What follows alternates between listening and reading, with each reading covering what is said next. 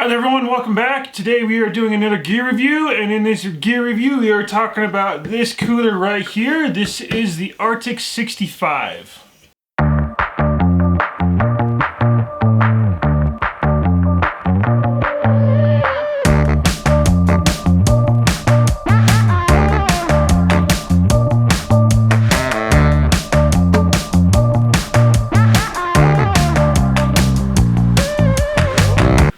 Now you might have heard a lot about RTIC on the market already. It's kind of the competitor to Yeti, where they basically say they are overbuilt but not overpriced, at least the RTIC guys do. And for a while they used to kind of slap Yeti around on their webpage as well until some other complicated things. They don't do that anymore, but their prices are rather reduced from Yeti prices, which is awesome. Yeti makes really good coolers. I'm not really griping on them too much there. Or I don't want to gripe on them too much anyway. They do make some really good products, although RTIC makes really good products just like the Yetis do. To put that in perspective, you can get this RTIC 65 for $240 or $22 on a firm per month. So that's pretty cool. They do monthly payments on them. Versus the Yeti Tundra 65, which is $350. So there's quite a big gap there. It's almost $100 or $110 if you think about it. So an awesome, well-built cooler for quite a bit cheaper than Yeti's products there. Again, Yeti does make some pretty good products, but I really like this cooler. I've used it quite a bit. This is a cooler I used on my Gates of the Door trip. If you guys haven't seen the videos yet, you can go check them out. They're posted on my channel there.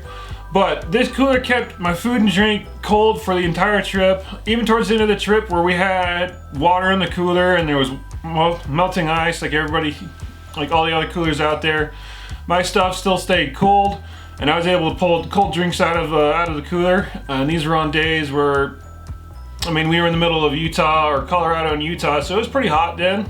But this cooler was a beast. It kept my stuff cold, so I really like that cooler for that. Another awesome thing I like about this cooler is there's drain holes on either end of the cooler, so you don't have to fidget around with the cooler and get to one side for the drain hole. You can get to either side, and there's drain holes on either side. They are sized differently, so the stoppers will only go onto one side, so that might be a little bit of a downside, but that just keeps you basically honest on which side you're pulling the plug out of, so that's nice. The latches on this cooler are a nice thick rubber. They just pull down and latch the cooler together, and from there it's kind of hard to open it. They latch it and hold it really tight together, so that's pretty cool. The handles of the cooler could use a little bit of work. They're basically just PVC dowels shoved into foam and then threaded through some rope. So not the best handles in the world, but you know, they work for sure. You also do have some inner handles here where you don't have to hold on the rope. You can hold on the main body itself and still pick the cooler up and walk around with it. So that's nice. Another downside to this cooler is it is 35 pounds unloaded, so it's a pretty hefty cooler by itself.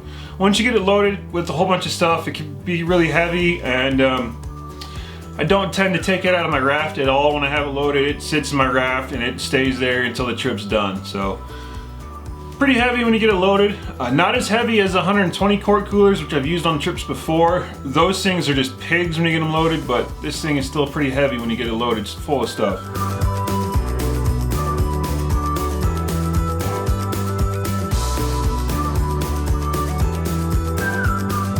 So that was my kind of quick review and quick look at this RTIC 65 here. If you guys have any questions or comments, please leave them down there in the comment section. I love reading over them. I love answering your guys' question, especially the guy who said hi last time. Hello. Other than that, if you like what I'm doing, please give the video a thumbs up. And if you haven't subscribed yet, please consider subscribing. To all you guys who have subscribed already, thank you very much. You guys are awesome. And I will catch you guys in the next video.